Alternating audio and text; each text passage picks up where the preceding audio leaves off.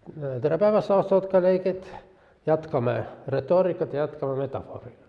Ja see on isegi mitte viimane ja isegi mitte eelviimane meie vestlus metafoori teemal. Aga möödunud kord meil jäi, ma ei jõudnud ära rääkida kõike, mis tahtsin. Ma kardan, et täna juhtub samamoodi, aga siis ma jätkan sellest kohast, kus ma möödunud kord katkestasin, aga tuletame meelde natuke, mis me möödunud kord rääkisime, et tegelikult iga märk on iseenesest metafoor. See on siis Charles Sanders Peirce'i märkide tüpoloogia või õigemini üks osa. Märke võiks olla tal 66 ja palju rohkem, sest see märkide loomise protsess on lõpmatu. Aga need on kõige kuulsamad. Ikoonilised märgid, mis tähistavad oma objekti sarnasuse või mingisuguse omaduse indeksid, on need, mis tähistavad läbi kontakti, näiteks teemärgid, et kui kaugel on mingi objekt, ja sümbolid on need märgid, mis on arbitraarsed, mis tähistavad oma objekti mingi kokkuleppe järgi või traditsiooni järgi. Näiteks Peirce nimetab keelemärgid sümboliteks. No, tegelikult ta natuke eksib. Keeles on sellised märgid, mis ei ole sümbolid. Näiteks mina ei sümboliseeri mind. Meil ei ole mingi kokkulepe, et mina olen mina. Mina olen ainult indeksaalne märk. Mina olen see, kes siin on. Samamoodi siin. Siin ei tähenda mitte midagi peale selle, et siin tähistab seda kohta ja praegu. Nii, no kinni. Ja siis möödunud kord me lõpetasime umbes sellega, et värvid on seotud mingisuguste teiste tähendustega, näiteks meie aistingutega, mis ei ole nägemine, ja semantikaga. See on skaala, mis on vähemalt eurooplastele arusaadav, et külmad värvid ja siis lähevad järjest soojemaks. No, nii. Ja nüüd räägime visuaalsetest metafooridest. Täna ma tahan alustada Düreriga. Kas Düreriga? Ei, Fra Angelikaga. Aga alguses on mul Dürer. Siin on hea näide selle kohta, et troopide klassifikatsioon, nagu ka Peirce'i märkide klassifikatsioon on lihtsustav. Väga tihti seal, kus on metafoor, ta on samal ajal ka metonüümia. Möödunud kord Ülar Ploom tuletas meelde, et Umberto Ecol on kõik troobid tuletatud synekdohist. Synekdohist räägime hiljem pärast metonüümiat. Aga vot see, kas see on metafoor või metonüümia? Kas see tähistab, metafoorina, see on hästi rikkalik termin, sümbol. Inimese käed, palve ja nii edasi. Aga võib-olla see on metonüümia inimesest. Ja. Sellest räägime hiljem. No, kinni jäi. Ikka kinni. Nii. Vaatame korraks Fra Angelika kuulsad freskod. Kristuse pilkamine. See illustreerib pühakirja teksti, Luuka evangeeliumi, et see on see Kristuse pilkamine. Talle seoti silmad kinni ja siis kes tema peale sülitas, kes lõi kepidega, kes siis andis kõrvakiil.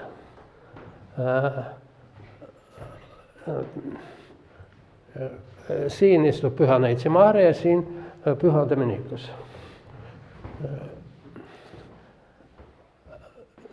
Noh, mis see on? Siin on hästi semiootiliselt hästi mitmetahuline. Näiteks siin on enam-vähem ikoonilised märgid, aga mis toimub siin keskel, on selgesti arusaadav. Aga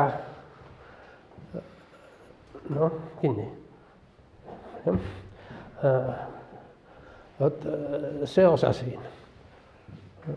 Mingisugused käed siin on õhus, mingisugune pea on õhus ja siin mingisugused kepid. No ma hoiatan seda, et ma seda teemat olen pikalt analüüsinud Tallinnas ja ma ei hakka siin kordama. Aga mida see siin tähendab? Ta kujutab seda, mida Kristus tunneb. Ta tunneb, et teda sülitakse, teda lüüakse kätega ja lüüakse kepiga. Aga ta ei näe, kes sülitab, kes lööb kepiga, kes annab kõrvakiile. Nii, see on väga huvitav. Ta visualiseerib seda, mida Kristus tunneb.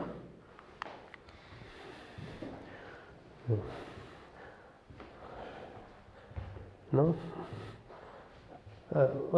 natuke pikemalt räägime kahe Düreri kuulsa gravüüri.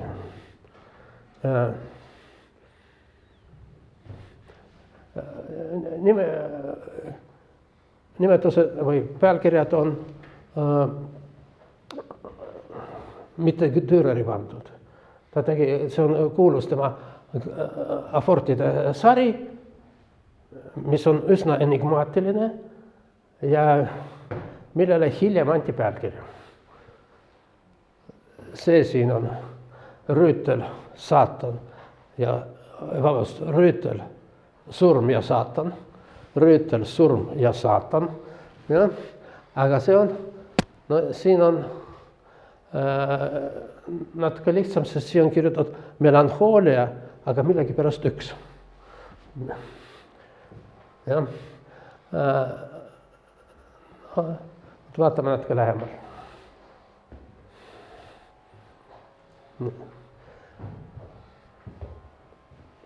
Kogu see teos, ta on tervenisti sümbol, melanhoolia sümbol, aga siin on sees hästi mitu mingisugust asja, millel on ka sümboolne tähendus, mis ei tähenda iseennast. Ja, no, see siin on maagiline ruut. Siis sirkel.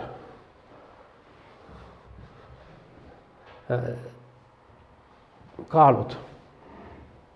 Ja mis on veel, kell kuskil oli?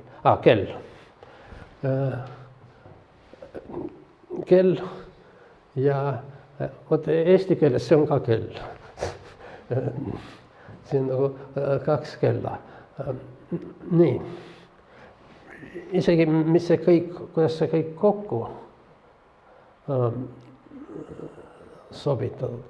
Sellest on hästi pikalt seda analüüsitud ja ma sain kuskile ka Eesti, ma ei mäleta, mis saitil, seal ta tõestas, et isegi mitte tõestas, aga nagu endast mõtled, ütleb, et Dürer oli vabamüürlane. Miks? Sest et sirkel.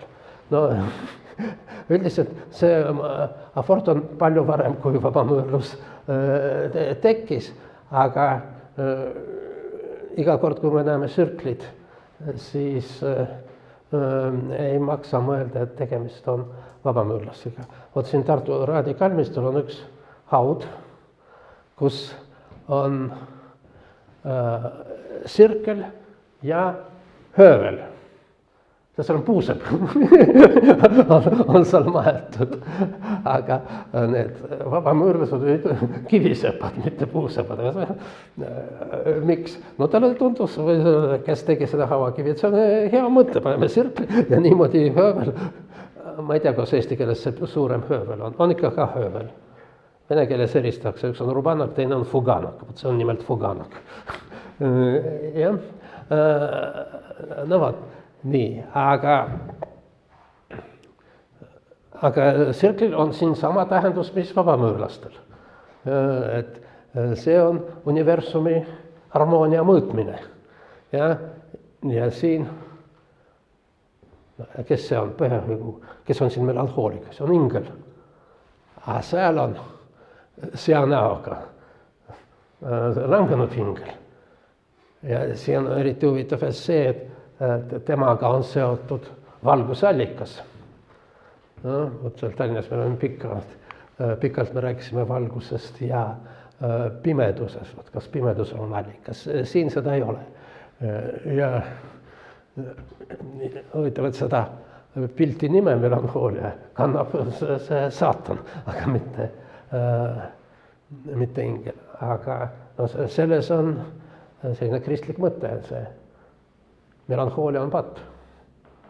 Melankoolia on patt enne kui 18. sajandi lõpul luuletuses luuletajad avastasid, et melankoolia on väga hea hingeseisund.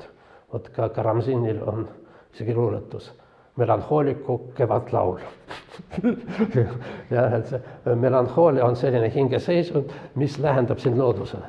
Seal igasugused no, ta muidugi ei kasutanud seda terminoloogiat, haleerikud ja sangviinikud, aga võiks öelda, et haleerikud ja sangviinikud on melanhooliast, on loodusest kaugemale kui melanhooliat. Nii, no, aga üldiselt selline nukrutsemine ei ole kristlik voorus. See muidugi oli poleemika, kas lõbutsemine on kristlik voorus, kui sa ei tohi nukrutseda. Ei.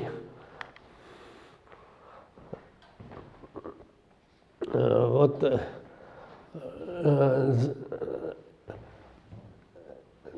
zen-meister Daisetsu Suzuki, mina nimetan seda zen-meistriks, sest ta ise nimetab ennast niimoodi.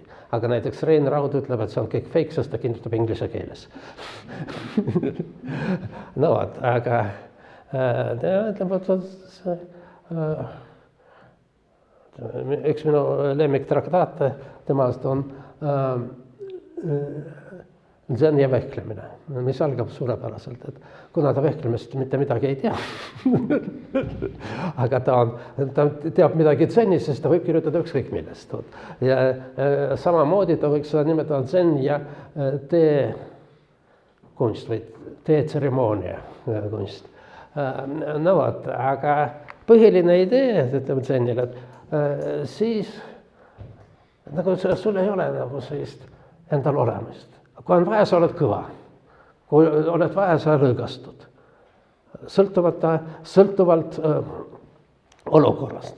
Ja nii ka vehkleja. No tegelikult ta räägib sellest katanaga vehklemisest. Jah, et ei saa olla kogu aeg pingel, ei saa kogu aeg olla lõtv. Aga siis, kui vaja, ma võrdleks sellega kadunud Londoni õigeusu preester, vist oli isegi metropoliit, Antonius Surorski, ta suurepärane autor, ta oli BBC-s, tal olid vestlused ja jutlused, tal oli, mis on kristlane. Kristlane ei ole liiga pingul ega liiga lõtv. Ta on nagu muusikakillipeel. Keel, muusikapillikeel. Ta teeb seda häält, mis on vaja. Ja see on tema olemus. Ta on kogu aeg üks ja sama. Ta ei sõltu asjaoludest. Siin nagu kaks seda vastandlikult. Nii, et võt, mitte liigselt ei rõõmusta, liigselt ei kurvasta. Kristlane on selline mõõdukas. Nii, aga siin me näeme, mis ta on, kas ta seal see sigudik seal, kas ta rõõmustab, kui ta kannab seda melanhooliat. Aga siin ingel nukrus. Mis see teine ingel teeb ja kes ta on, me ei saa aru.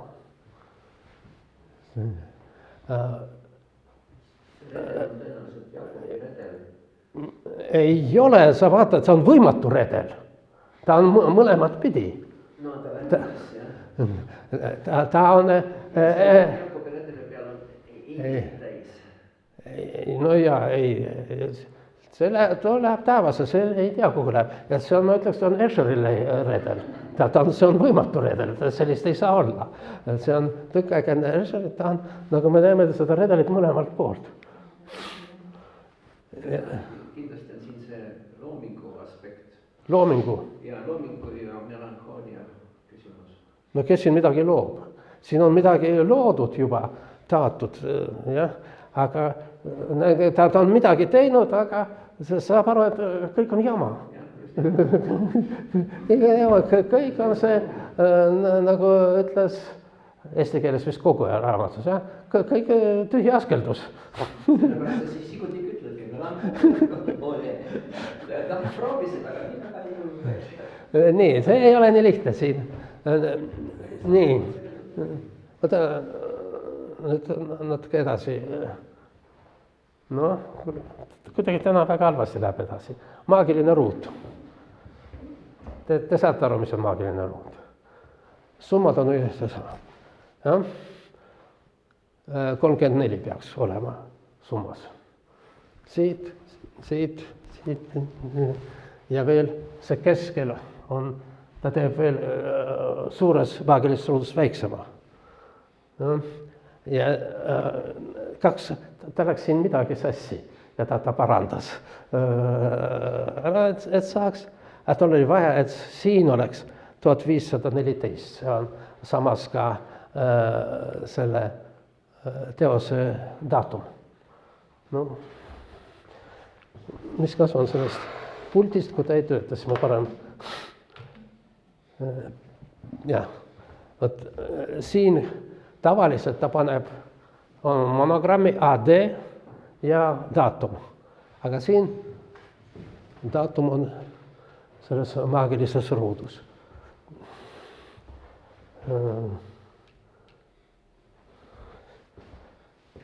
Tavaliselt on nii. Monogramm ja 1513. Siin on spekuleeritud selle üle, et see võis olla ka 1513, aga tal oli vaja 1514. Võib-olla sellepärast ta siin ka parandas neid numbrid, et see 1514 oli talle tähtis datum, just suri ta ema ja seal terve rida asju juhtus, mis tekitas temas melanhooliat. Nii, liivakell. No see on ajasümbol ja ajavool ja surelikkuse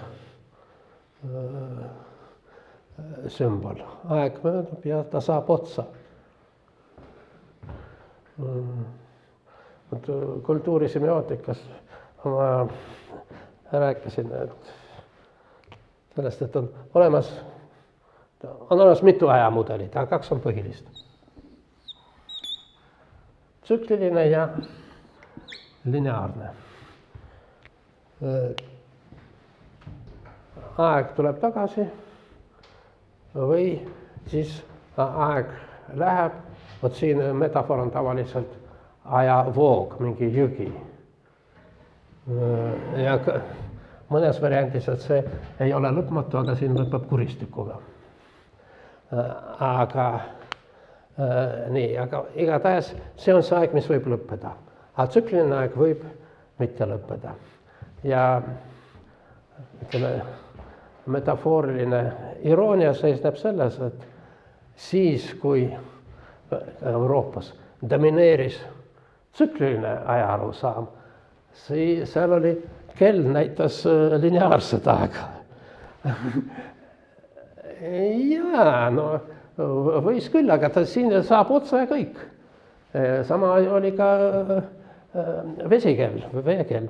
Aga siis, kui tuli lineaarne aeg, siis tuli meil kell, kas see siferplaadiga, mis on tsükliline. Ja?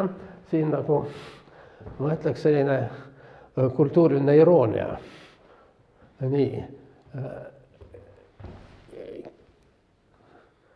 Kaal. See on huvitav küsimus, kas kaal on seal tasakaalus või mitte. Kuidas vaadata? No, eriti seoses selle trepiga, et seda võib interpreteerida nii ja naa, aga vot seal aeg ja kaal, vähemalt meile siit poolt paistab, et ta ei ole tasakaalus. Asjad on tasakaalust välja. See tsirkeli, mis ta püüab luua harmooniat ja tasakaalu, aga see ei õnnestu. Siin see kivi. Ühelt poolt see on selline geomeetriline figuur, mis võib-olla oligi tal eesmärk selline. Aga võib-olla lihtsalt jättes siin töö pooleli. No siin on veel hästi mitu igasugust huvitavaid asju, millest me ei räägi. Nii. Üsna palju interpretatsioone on selle afordiga. No, mis seal üleval on? No, ilmselt rüütel tuleb säält või ei tule. Ja. No, üks interpretatsioon on see, et see on seal taevane Jeruusalemm. Aga rüütel läheb mingisugusesse lahingusse. Siin hästi palju on spekuleerid sellele, et miks tal rebase saba on otsas.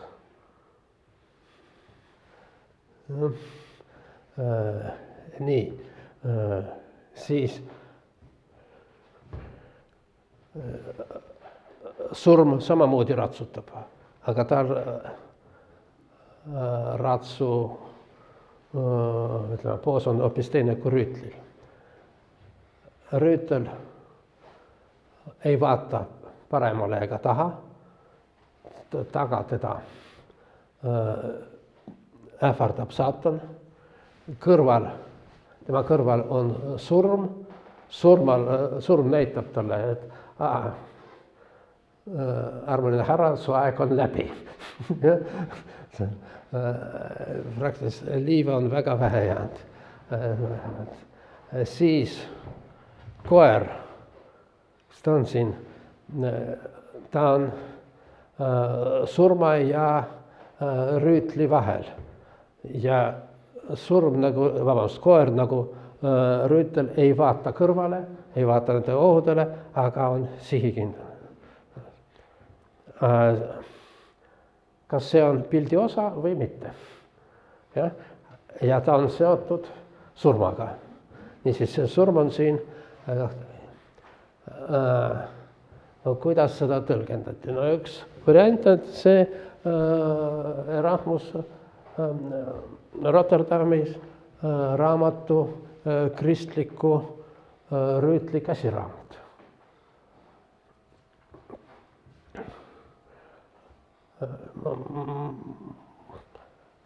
Ma igaks juhuks tuletan natuke konteksti. See oli aeg, kus Erasmusel oli poleemika Luteriga. Luter kirjutas üleskutse nende kristlikule rüütlidele või rüütelkonnadele, härradele. Selle ajal ta mõtles kõike, kes on liitunud tema protestantliku liikumisega. Et nemad on siis kristlikud rüütlid, erinevalt siis nendega, kes ei ole liitunud. Mida rüütel teeb? Rüütlil ei ole kõhklusi. Tal on oma eesmärk, mida talle näidatakse, näiteks Luter annab eesmärki ja siis kõik peavad sellele järgima. Aga Erasmus vastas, et ei. Kristlikul rüütlil on vaba valik. Tal on vaba tahe. Ja kristlik rüütel, kui sul on vaba tahe, siis sa vastutad oma tegude eest. Ja seda on siin tõlgendatud, kusjuures seda võib ka luterlikult tõlgendada. Vot see Dürer oli kahe vahel. Ta väga toetas reformatsiooni ja nii kaua, kui see ei võitnud ja siis selgus, et reformatsioon on kunstivastane. Aga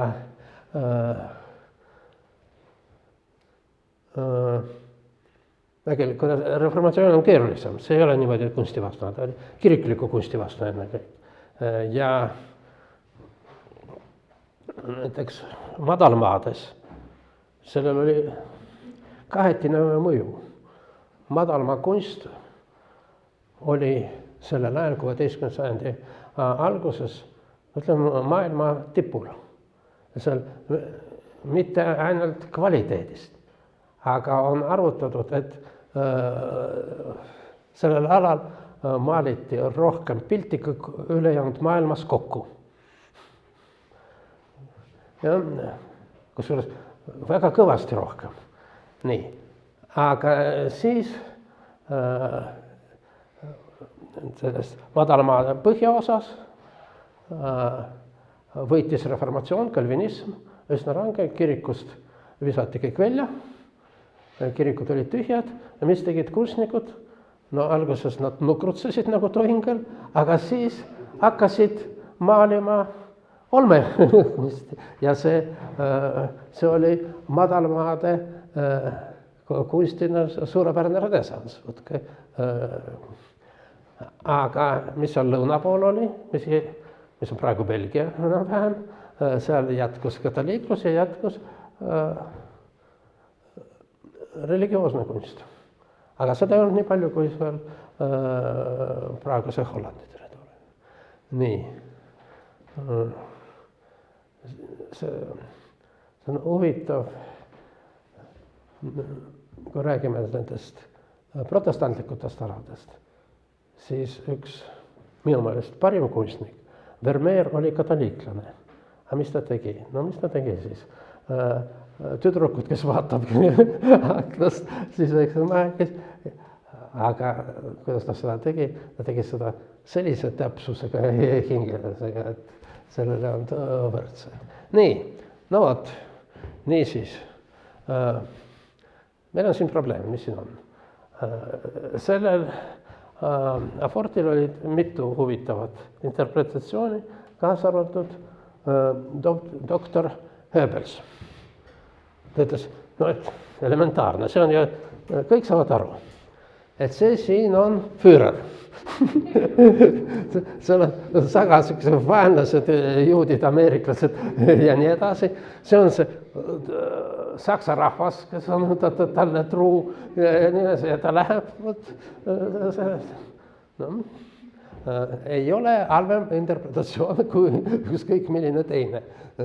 Aga ütleme, me saame aru, et see on sümbolid. Me saame võib-olla igast sümbolist, näiteks, miks see ratsu on sihikindel, aga surmaratsu on kuidagi, ei ole kõige paremas vormis. No, aga kuidas see kõik kokku tähendab? Täpselt ei tea, ehkki no, see on see, mida see Hitlerit tihti kujutatigi rüütlina.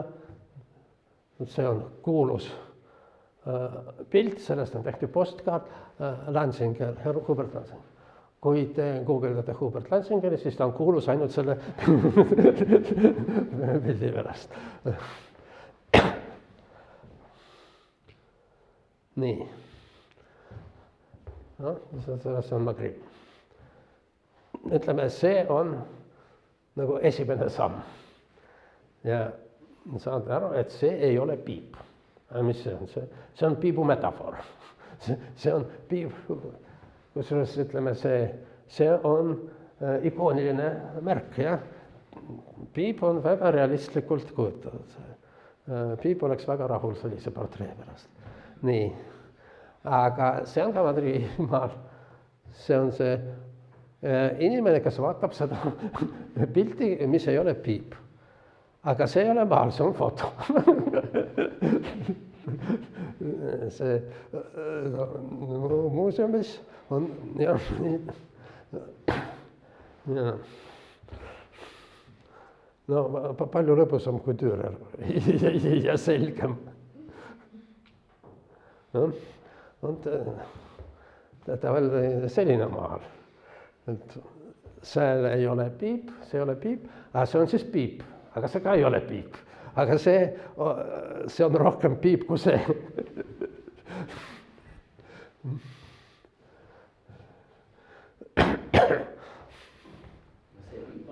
See on Piip, sest see on mingi jama.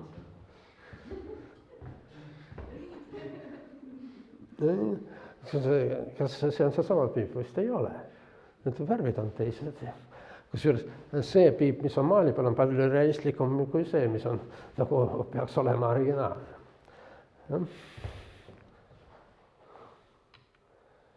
Nii, nüüd see oli möödunud loengu, nüüd see lõppes möödunud loengu, nüüd hakkab tänane. Räägime metafoorist, tähendab keele mehhanismist. See on Uriel Weinreich. Minu meelest täiesti väljapaistev keeleteadlane. Ta suri 40-aastaselt ja see minu jaoks tema põhiline teos jäi lõpetamata, sest tal olid mitu teisi asju, mida ta ise arvas, et on tähtsamad ja kõige tähtsam tal oli see jidiši inglise sõnaraamat, mida ta tegi. Muuseas, sündis vist Riiast või Vilniuses, kuskil sellises kohal. No, tema isa oli samuti keeleteadlane ja nimelt jidiši keele uurija.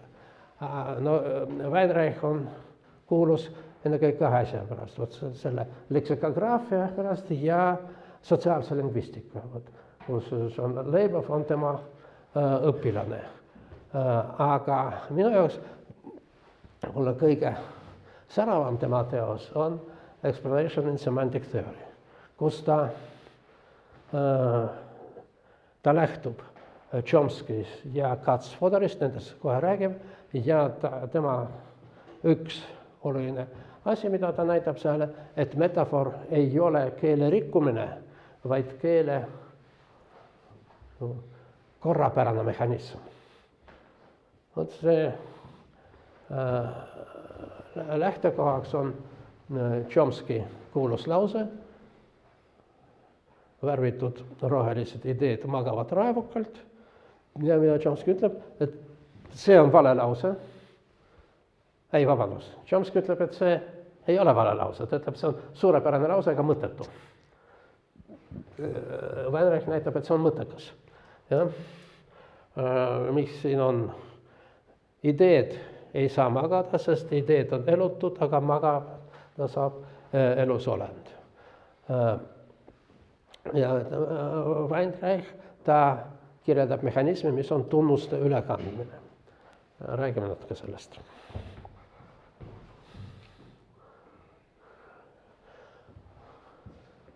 Nii, enne kui räägime tunnuste ülekandmist, see on üks osa tema metafoori käsitlusest.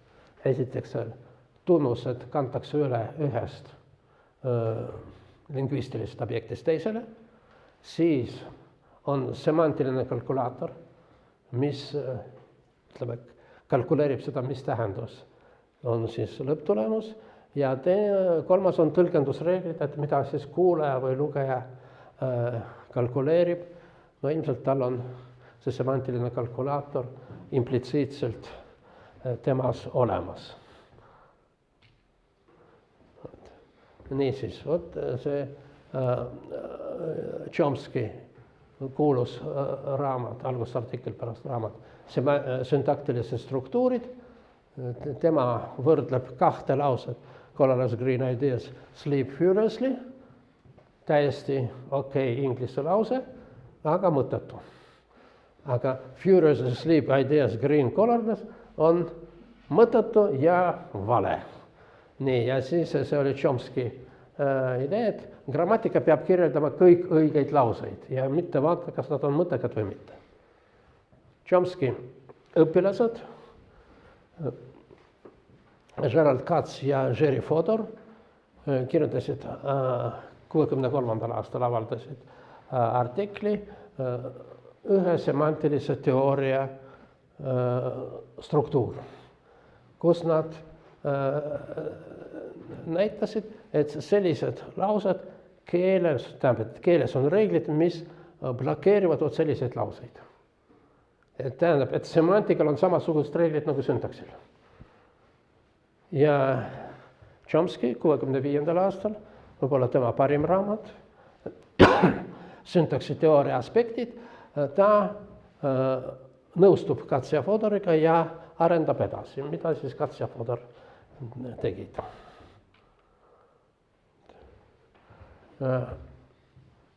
Keeles on, ütleme, igas keeles on mingisugused semantilised tunnused. No, näiteks pluss-miinus inimolend, pluss-miinus täiskasvanud, pluss-miinus mees. Ja näiteks mees on pluss inimene, pluss meessoost ja pluss täiskasvanud. Ja? Nad on sellised šovinistid, ja? Sest naine on pluss täiskasvanud, aga miinus mees. Aga nad kirjeldavad keel. Ja?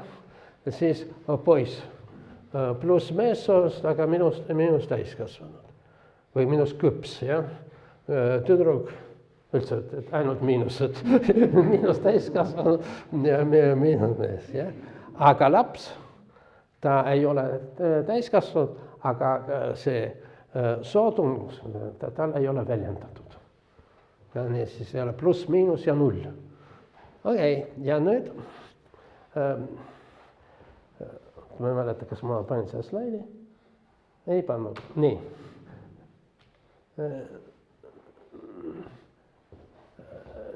Mis siis selle lausega on? Siin on Chomsky intuitiivselt tundis semantika reegleid ja moodustas sellist lauset, kus iga järgmine sõna on vastuolus eelmisega.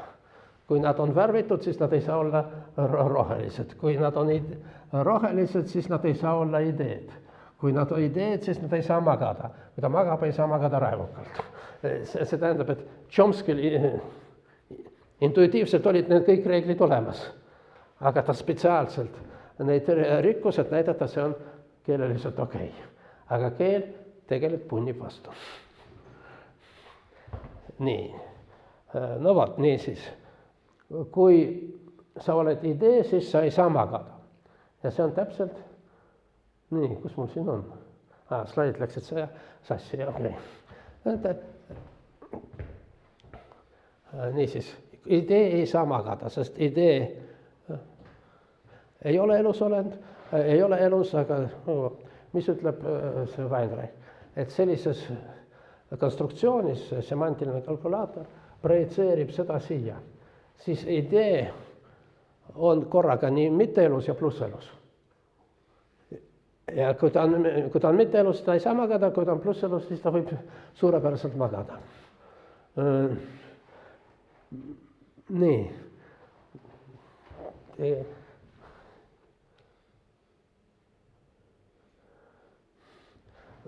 Mul läks natuke, mitte ainult slaidid, aga slaidi järjekordsega minna, aga slaidide sisu on. Nii, see on siis Weinreichi mudel, et tema kalkulaator teeb niimoodi, et siis, aga meie jaoks on oluline, et tegelikult võib olla ka teistpidi. Et mitteelutus projitseeritakse siia. Seda Weinreichil ei ole. Miks? Sest see on öeldis ja see on alus. ja tal on alati nii, et öeldi spreitse, aga unustame ära need öölised talud. Kui nad on kõrvuti, siis võib olla ka vastupidi. Et magab, aga on elutu. Jah? Surnu magab.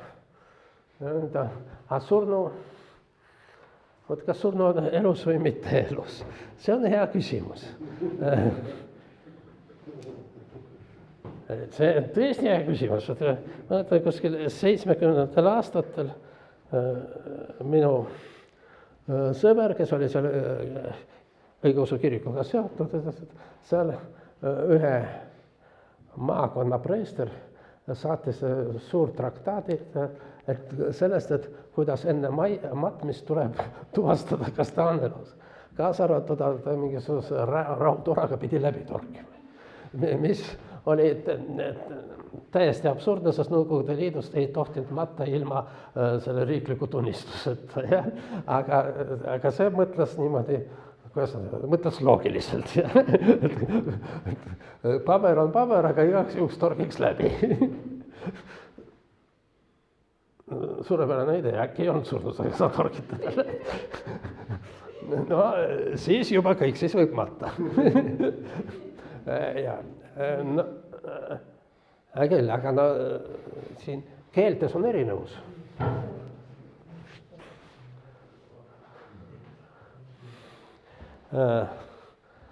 Vot eesti keeles elusolend ei ole grammatiline kategooria. Aga on keeli ja mitte eriti eksootilis, kus see on. Vot vene keel. Elusolendeid teisest käänkonnast käänatakse teistmoodi kui mitte elusolendeid. Ja?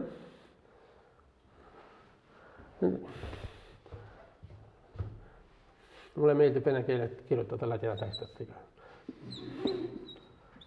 Ja? Sellega ma protesteerin Putini vastu. Ja laud, too, mitte elusolend. Ma ei tea, torgiks igaks juhuks läbi.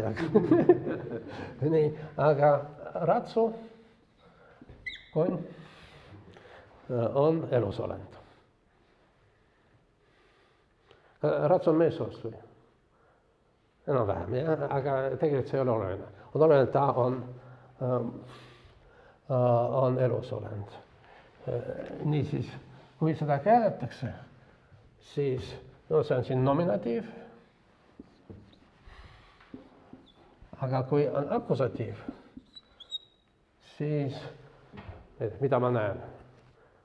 Näen, on jällegi stol, вижу stol, kuid вижу коня. Sest ta on elusolend. Nii, miks ma seda räägin? Vaatame, kuidas surnuga on. On ta elusolend või mitte? No surnu on enam-vähem, sellele vastab vene sõna mrtvets.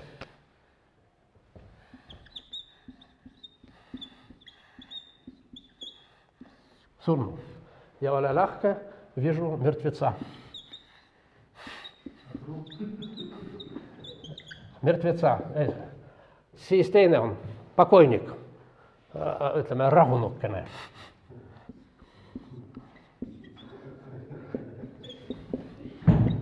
Ja ole lahke, pakojnika.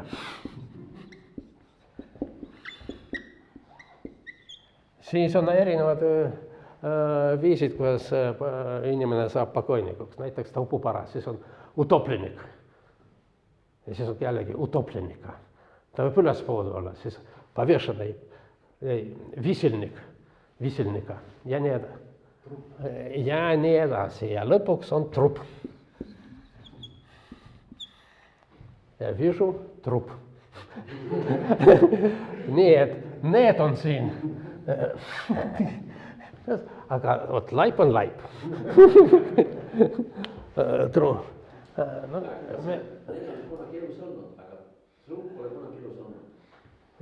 see on palju hullem lugu.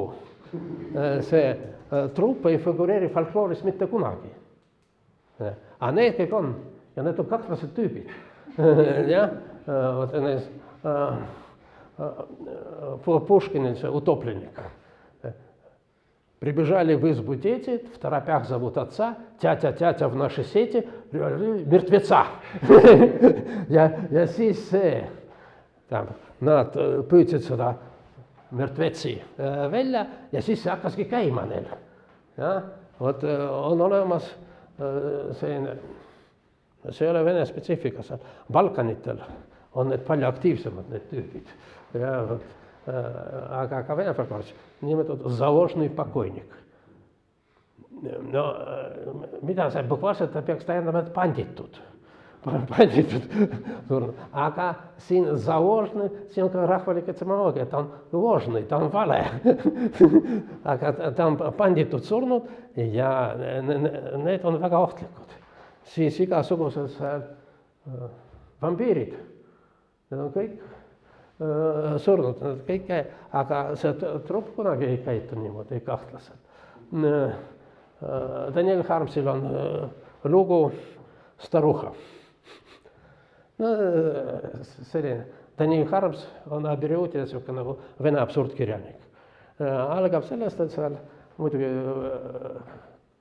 30. aastat Venemaal, kommunaalkorter, kõrval on see vanamutt ja mina tegelane kogemata koksab maha.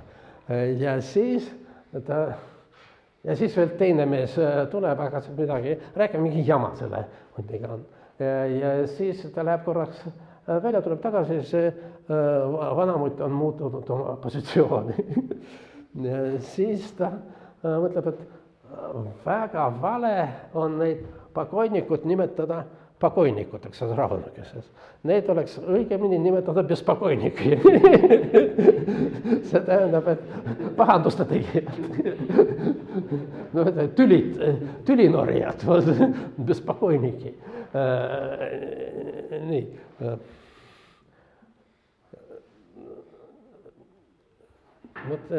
Kas see kõik me räägime sellest, et siin võib olla teistsugune metafoor. Aga te saate aru, et kui mingi asi saab pluss elustunnust ja mingi elukas saab miinus elustunnust, need on erinevad protsessid ja need on erinevad metafooritüübid.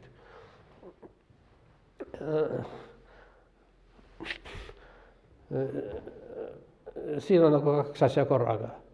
Kuusirp lamas selili taevas, ta on siis kuusirp, kui ta lamas, siis ta on elustatud, aga tähed tantsisid, siin on juba teine asi, pluss-miinus liikumine. Seda jätame kõrvale, see on keerulisem. Aga jätame meelde need kaks võimalust. No? Või mul on pooled slaidid kuskile kadunud. Küll, see on vist märk, et täna ei jätama tõesti lühema. Nii, okei. No, erinevad metafooritüübid. Rene Velek ja Austin Warren kirjutasid, avaldasid 1949. aastal raamatu kirjandusteooria. Raamat ei ole eriti hea, aga ta on kultuslik. Ja kui avastati, et eesti keeles ei ole ühtegi raamatut kirjandusteoorias, siis tõlgiti see. Ehkki mina soovitasin midagi muud. Aga kui te panete Google'isse kirjandusteooria, siis tuleb esimesena see. Ilmunud ka eesti keeles. Nii, meil on seal oluline kahe metafooritüübi väljatoomine. Ja mulle meeldib ka see nimetus maagilised ja müstilised ja maagilised metafoorid. Müstilised on need metafoorid, mis nagu tõstavad staatust. Ja, näiteks mitte elusolendid me käsitleme kui elusolendid. Seal, mitte inimest kui inimest. Antropomorfism. Eesti keeles ma ei leidnud head terminit selle animiseerimise jaoks. Sest see, mis Eesti Vikipeedia ja teised allikad, nad panevad seda personifitseerimiseks, mis tegelikult on palju keerulisem kui lihtsalt animiseerimine. No vot. Müstilise metafoori nad illustreerivad William Blake'i kuulsa luuletuse Tiger, et seal ei ole lihtsalt tegemist, et inimene on tiiger, aga tiiger on inimene ja siis see tiiger inimene, ta käitub nagu tiiger, aga mitte nagu inimene. Ja isegi mitte nagu tiiger, tal on mingisugust, ta läheb veel müstilisemalt, tal on veel mingisugust üleloomulikud. Ja see, kus metafoori järgmine samm on sümbol. Sümbol on selline halb termin, et ta tähendab väga palju erinevaid asju, et igal juhul see ei ole pöörse sümbol. Nii, aga maagiline metafoor on vastupidi. Kui elusolendid või ütleme, kui maandatakse, elusolendid käsitletakse kui mitte elusolendid, inimest käsitletakse kui laipa, laipa käsitletakse kui unikud ja nii edasi. Ma tahtsin tuua siin paar visuaalset näitet, aga YouTube ei tohi panna. Suurepärane maagiline metafoorika on Disney varasemates animafilm. Nimi on animafilm, aga tihti on vastupidi, deanimiseerimine. Näiteks jookseb see, Tom ja Jerry ei ole Disney, aga see konkureerib firma. Näiteks Tom jookseb vastu seina ja siis voolab mööda seinast alla. Siis tehakse, voolab temast saab loik, loikust saab mingisugune põrandakate, seda keeratakse kokku. Ja, see on tüüpiline selline maagiline, me teeme tedast mitte elusolendid ja käsitlema kui mingi mitte elusolend. Ja, animiseerimise ütleme, kitsendus või erandjuum on antropomorfism. Ja kui mingisugust mitte inimolendit käsitletakse kui inimolend. No need on näiteks Aesopuse valmid. Võib-olla ka pikemad tekstid, nagu George Orwelli loomade farm ja seal loomad käituvad nagu inimesed ja nagu inimesed üsna konkreetsed. Ja seal on selgelt näha, mis olid tsaari Venemaa, mis oli Hitleri Saksamaa, mis on Stalini Venemaa ja seal selle Stalini Venemaa, kus on siis trotskistid versus stalinistid. Tähendab, Trotskit enam ei ole. Seal on see eesti keeles lumihelbeke, üks siga. Teda enam ei ole ja see lumihelbeke oli natuke targem, ta luges raamatuid ja ta mõtles sõjanduse teooria. Aga seltsimees Napoleon, see on väga kihvt, et ta on Napoleon, aga seltsimees. Seltsimees Napoleon, kes on väga selgelt näha Stalinit, see võttis esiteks kõik lumehelbekese ideed endale ja ütles, et see lumehelbeke varastas talt need ja veel seal igasugust asjad hakkasid juhtuma, sest loomad ei oska hästi seda põllumajandada. Ja siis see seltsimees Napoleon tuleb, ma tunnen lumehelbekese hõngu. Kõik need terroriaktid seal ja kõik tulevad, täpselt nagu seal mingisugust Nõukogude Liidus, seal kaevanduses oli avarii, selge. Iseenesest avarii kunagi ei tule. Siis variant on kaks, kas need on tsaareaegsed insenerid, kes seal, või trotskistid kuidagi imbusid sinna siis. No vot, see on antropomorfism.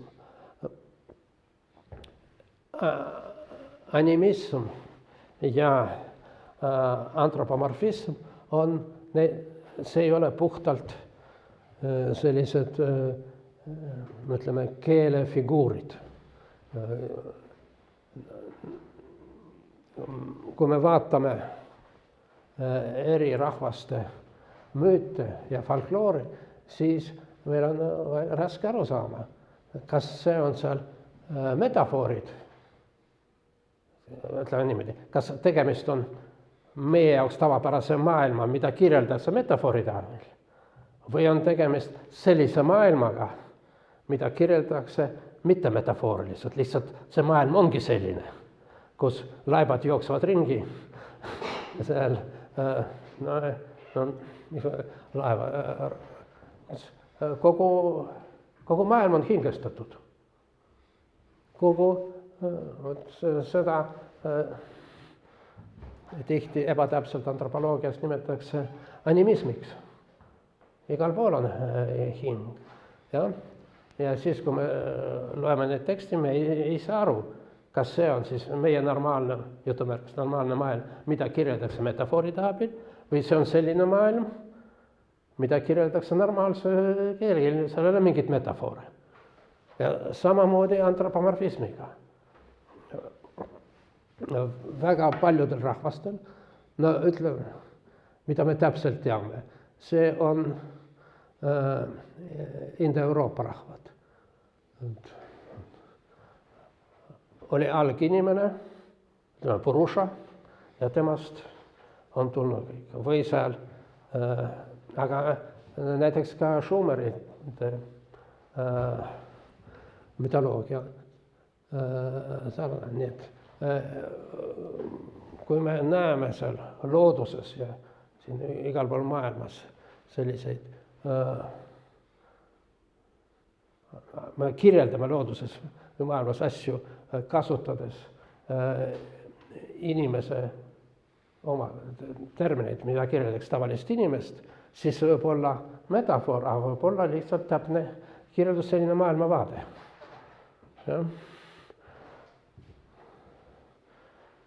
Ja siis antropomorfism ja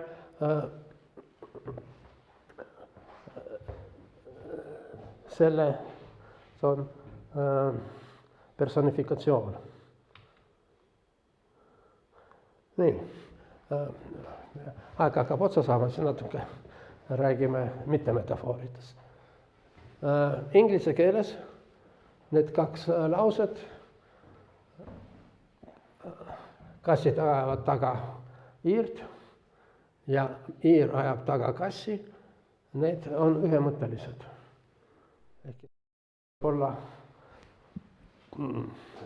ütleme, mitte harjumuspärane. Seda ei saa tõlgendada nii, et hiir ajab taga kassi. Ei. Siin sõna järjekord ja ennekõike sõna järjekord paneb asjad paika enne semantikat. Ei saa. Aga saksa keeles saab. Seal, ütleme, Berend Fressen Menschen. Võib tähendada täpselt kahte asja. Et karud söövad inimest ja inimesed söövad karusid. Kusjuures veel paarkümmend aastat, kui ma tõin seda näide, siin seda ei oleks saanud tõlgendada nii, et karud söövad inimesi. Sest karud ei saa süüa, karad õgivad.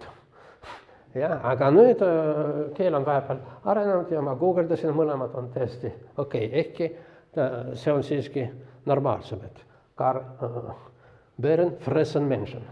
Nii, aga kuidas inimestega on? Aga inimesed juba enne võisid nii süüa kui õgida. Vot enne oli nii, et loomad said ainult õgida, aga inimesed said süüa. Aga inimesed said ka õgida, sest inimene võib, ütleme, kas tal on lauakombed halvad või see võis olla ka selline nali, et lähme kuskile õgima. Ka eesti keeles inimesed inimesed võivad nii süüa kui õgida. Aga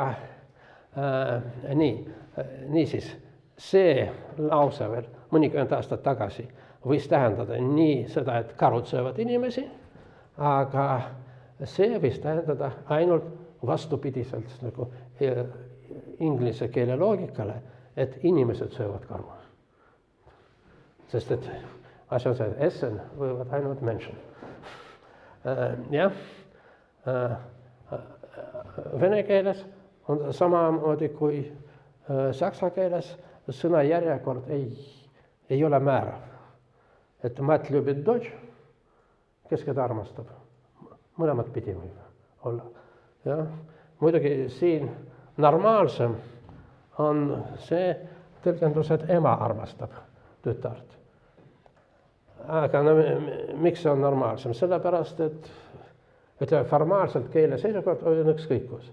Aga aktuaalne süntaks tõstab ettepoole seda, mis on alus. Siin tuleb ära jagada osad. Kumb on alus, kumb sihitis. Ja aktuaalne süntaks nagu tõstab alust enne sihitist. Kuid see ei ole kindel. Et